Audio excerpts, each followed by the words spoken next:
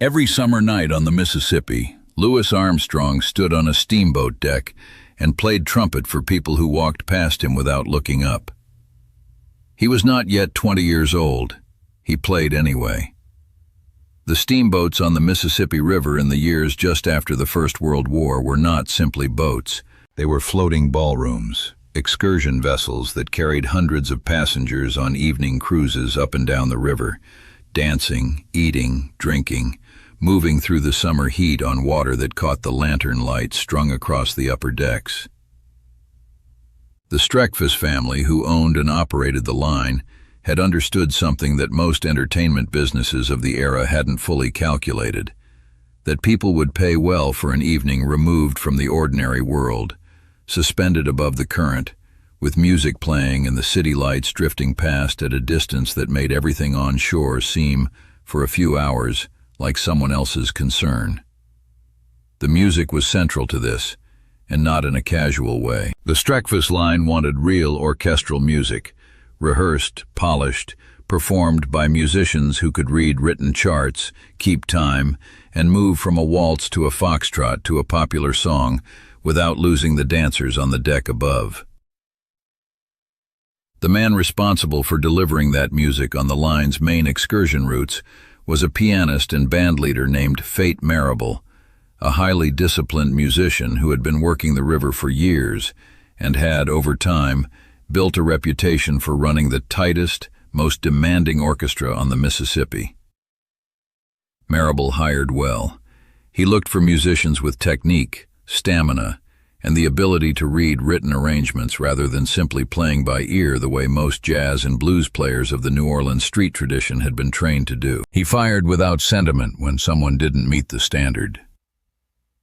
Those who survived his auditions and kept their chairs found themselves inside one of the most rigorous musical educations available to a black musician in America at that moment, an education that came without a school name or a diploma, but that musicians who went through it later described as more demanding than almost anything else they encountered in their careers. To understand why this mattered for Louis Armstrong, it helps to understand what Armstrong was and what he was not when he arrived on that boat. By the time Fate Marable first heard about him, Armstrong was still a teenager in New Orleans, already known in the city's music circles as someone with an unusual gift, a trumpet player whose sound carried an authority that most players his age hadn't yet found, who could improvise over a chord sequence with a freedom and a logic that made older musicians stop and pay attention. He had grown up absorbing music through every available surface: the brass bands that moved through the neighborhoods on Sunday afternoons, the small clubs in the district where older players worked late into the night, the sound of other people's music drifting through open windows and screen doors across the city. Everything Louis Armstrong knew about playing he had learned by ear. For Fate Marable, this was a problem. His orchestra read charts. A musician who couldn't read written music was, by definition, a musician who couldn't keep up with the arrangements Marable's band played every night on the water.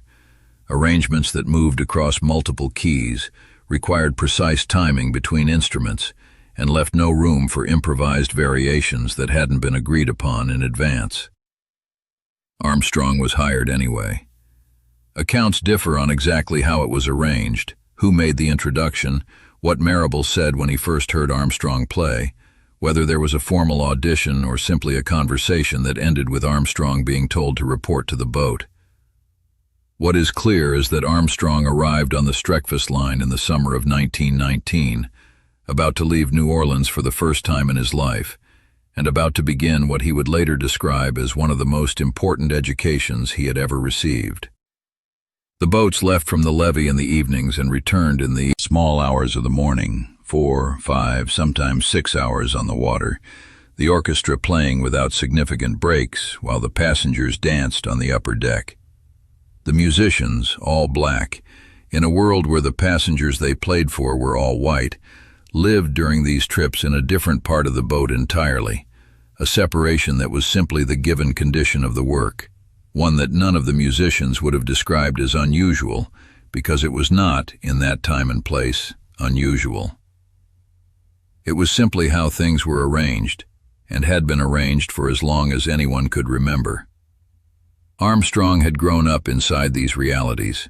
He had played in venues in New Orleans where the arrangements were similar, where the music he made belonged to everyone in the room, and yet he himself belonged, by the customs of the moment, to a different part of it. The riverboat was not a new geography so much as a more concentrated version of a landscape he already knew well.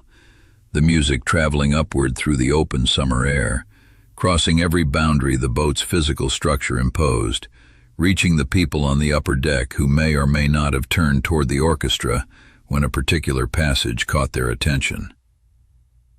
What was new on the boat was the reading. Fate Marable insisted on it. Each night's program was built on written arrangements, scores that every musician was expected to follow, precisely, every night, without variation.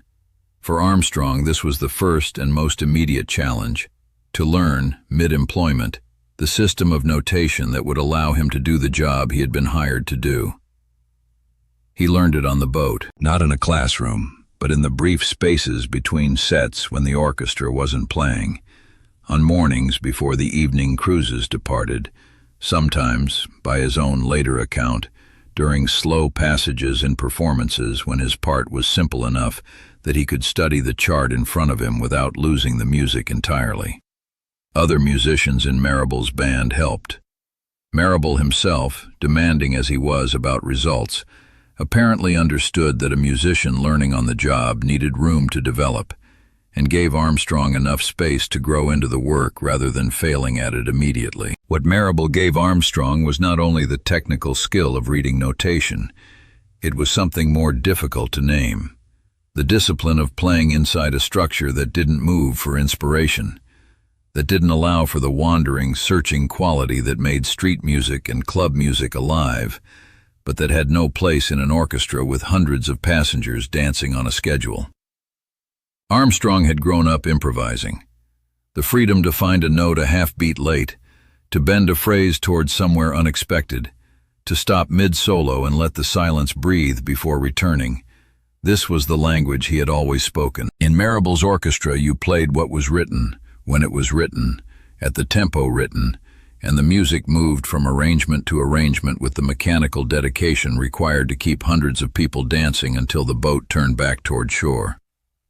For some musicians, this kind of discipline was simply the erasure of everything that made playing interesting. For Armstrong, by every account, it was something else, a container, a set of walls inside which he began to understand, with a clarity he hadn't possessed before, exactly what it meant to play against a structure rather than in spite of one, to know the rules precisely enough that when the moment came to press against them, even slightly, the pressing registered.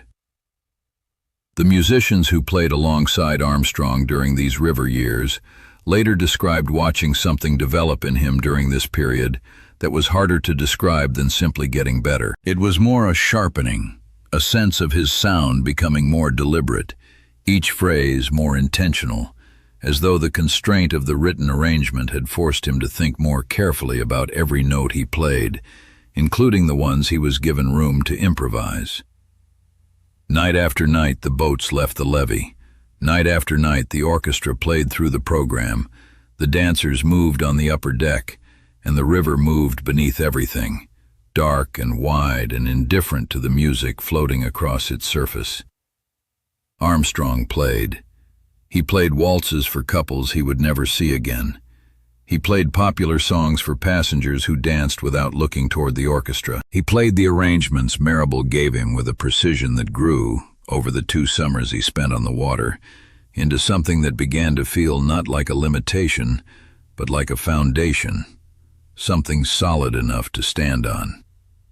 There were nights when something particular happened in the playing, moments when inside a written arrangement, Armstrong found a way to press against the edges of what was on the page without breaking through them, a held note that lasted a fraction longer than the chart required, a phrase that arrived with more weight than the arrangement technically demanded, a sequence of notes that, while correct on the page, carried in his hands an expressiveness that other players reading the same chart couldn't quite reproduce. Fate Marable heard it. Those close to the orchestra during these years said Marable rarely offered compliments. He communicated his satisfaction primarily by not communicating his dissatisfaction. But he heard what was happening in Armstrong's playing, and he kept Armstrong in the orchestra. And for a man who fired musicians as readily as Marable did, that was its own form of recognition. By the end of his time on the river, Armstrong had become something different from what he had been when he first boarded the boat. The reading had come, the discipline had come, but something else had come with it. A confidence that was distinct from the natural confidence of a talented young player who had always been told he had something special. This was the confidence of someone who had been tested inside a structure that didn't care about natural talent, and had found that his talent survived the testing. In 1922, a telegram arrived from Chicago. It was from King Oliver, the cornetist and bandleader who had known Armstrong since his earliest years in New Orleans, who had watched him develop as a boy, who had been one of the older musicians whose example Armstrong had followed before either of them could have imagined how far that following would take him. Oliver had moved to Chicago and built one of the most successful bands in the city. He needed a second cornet. He sent for Armstrong. The decision wasn't complicated exactly, but it wasn't nothing either. New Orleans was home. The river had been a kind of home. 2 summers of work and discipline and music going out over the water to audiences who didn't know his name, but who had, without knowing it, given him something. Chicago was somewhere Armstrong had never been, a city he knew only by reputation, a step away from everything familiar. He went. What the riverboat years gave Armstrong was not something he later analyzed in the language musicians of a younger era might have used: influences, turning points, conscious artistic decisions. He talked about it the way people talk about places where something essential happened to them, with a warmth that didn't fully explain itself, a grateful respect for an experience that had demanded something difficult and returned something more valuable than what it had taken. Those who studied his career in later years pointed to the riverboat period as one of the clearest dividing lines in his development, the moment when the raw, extraordinary gift that had always been present was placed inside a discipline rigorous enough to shape it without diminishing it. What Fate Marable's orchestra gave Armstrong was not a constraint that reduced him. It was a form that made him legible to the world that would eventually hear him, the capacity to translate what he felt into structures that other musicians could follow, record, and build on across generations. The unaccompanied trumpet passage that opens West End blues, the notes that would silence a Chicago recording studio in 1928 and be studied and written about for the rest of the century, could not have been played by a musician who had only ever trusted his ear over everything else. It was played by someone who had spent 2 summers on the Mississippi River learning, the difficult way, what a written arrangement demanded, and who had discovered in the process that he could carry that discipline and his own voice simultaneously without losing either one. The river, in other words, didn't make Louis Armstrong, but it made him ready. And those summer nights on the water, the passengers who danced without looking up, the charts that had to be learned in the hours between sets, the music going out across the river to an audience that didn't know his name, were not a detour from anything. They were the preparation for everything. He was not yet 20 years old. He played anyway. And something in the playing, night after night, above the dark current of the Mississippi, was quietly becoming the sound that the rest of the world would eventually stop everything to hear.